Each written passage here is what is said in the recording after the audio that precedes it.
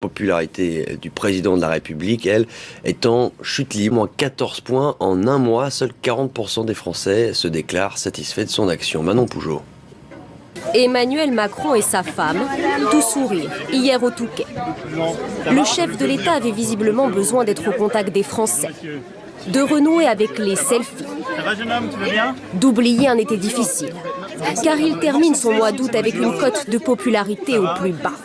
Seuls 40% des Français se disent satisfaits d'Emmanuel Macron. Il perd 14 points en un mois, selon le dernier sondage IFOP pour le journal du dimanche.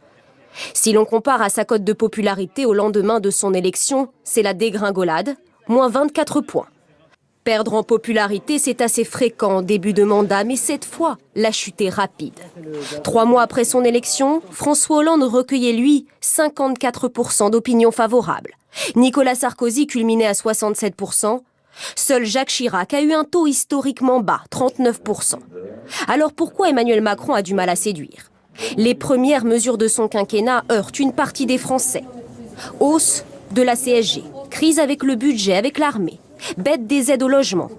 Certains lui reprochent également un excès de zèle, comme la semaine dernière lors de son déplacement en Bulgarie. Les Françaises et les Français détestent les réformes. Parce que dès qu'on peut éviter les réformes, on ne les fait pas. C'est un peuple qui déteste cela. Alors doit-il s'inquiéter de cette baisse de popularité? Il y a toujours un risque de décrochage fort et de difficulté à remonter.